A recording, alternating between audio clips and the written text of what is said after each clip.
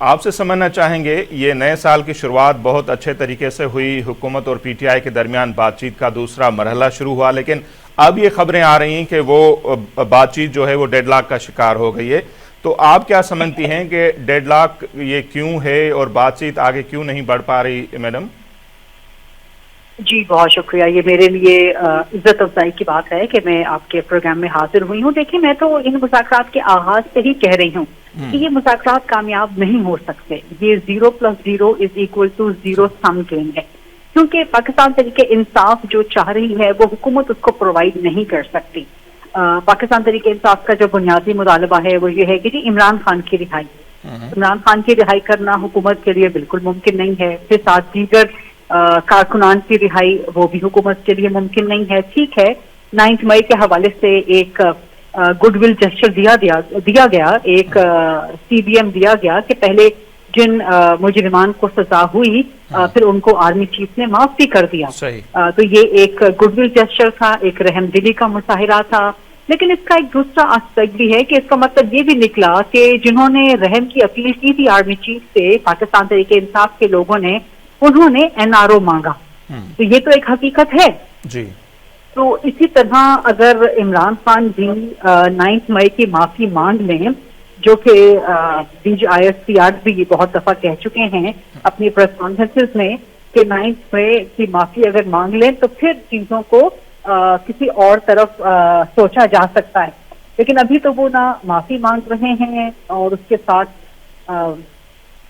Demand بھی کر رہے ہیں کہ ہمیں رہا کر دیا جائے۔ تو یہ جو ڈیمانڈ ہے یہ ان ریئلسٹک بھی ہیں اور نان پولیٹیکل بھی ہیں، اور یہ حکومت کے بس کی بات نہیں ہے۔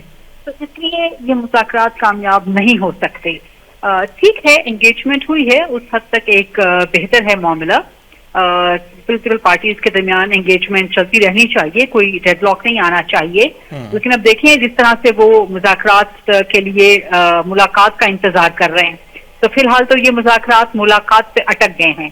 اب دیکھیے کل ملاقات ہوتی ہے، کیونکہ تو کیا ہوتا ہے، کیونکہ علیمہ خان جو پیغامات لے کے آ رہی ہیں عمران خان کے، وہ تو کچھ اتنے حوصلہ افزا نہیں ہیں، وہ اتنے پرومسنگ یا اتنے پازیٹیو نہیں ہیں۔ ان کے علیمہ خان کے بیانات کو اگر دیکھا جائے یا وہ جو میسج پہنچا رہی ہیں عمران خان کی طرف سے، اس میں تو لگتا ہے کہ عمران خان کوئی فلیکسیبلٹی دکھانے کو تیار نہیں ہے۔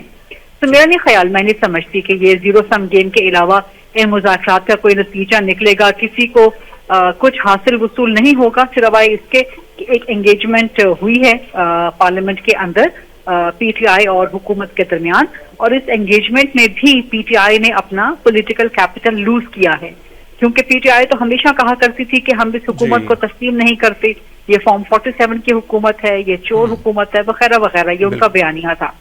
اس بیانیے سے وہ پیچھے ہٹ گئے، اور یہ ان کے بیانیے کی ناکامی ہے کہ وہ اسی حکومت کے ساتھ آ کے بیٹھ گئے، اور حکومت نے اب تک ان مذاکرات میں سے گین کیا ہے۔ تو دوسرا وے آؤٹ کیا ہے پھر میڈم؟ اگر بات چیت آگے نہیں بڑھے گی یا نتیجہ نہیں نکلے گا، تو اب تک تو سال بھی نہیں ہوا الیکشن کو، فیبروری میں سال ہوگا، تو پھر یہ 5 سال کیسے حکومت کنٹینیو کرے گی اگر یہ ساری غیر یقینی والی صورتحال ایسے ہی رہتی ہے؟ تو میرے نزدیک تو اس وقت کوئی غیر یقینی صورتحال نہیں ہے، اس وقت کوئی عدم استحکام کم از کم میرے نزدیک نہیں ہے۔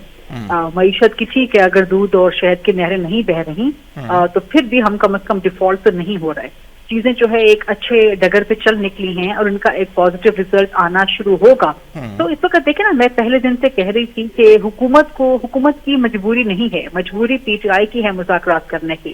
حکومت کو نہ تو پی ٹی آئی کچھ دے سکتی ہے اور نہ ہی حکومت نے ان سے کوئی ڈیمانڈ کیا ہے۔ تو حکومت کے پاس اس وقت لوز کرنے کے لیے کچھ نہیں ہے۔ ان کا اقتدار ان کا مضبوط ہے، اسٹیبلشمنٹ کے ساتھ تعلقات ان کے بہترین ہیں، کوئی ایسا معاملہ نہیں ہے۔ یہ بس پارٹی کسی حد تک ناراض ہے، لیکن وہ ناراضی بھی دور کر دی جائے گی۔ تو حکومت کی مجبوری نہیں ہے، اور نہ ہی اس وقت کوئی ملک میں حالات ایسے ہیں کہ کہا جائے کہ اگر پی ٹی آئی سے مذاکرات کامیاب نہیں ہوں گے تو غالباً پتہ نہیں کیا طوفان آ جائے گا، کوئی سونامی آ جائے گا یا کچھ آسمان گر پڑے گا، ایسی کوئی صورتحال نہیں ہے۔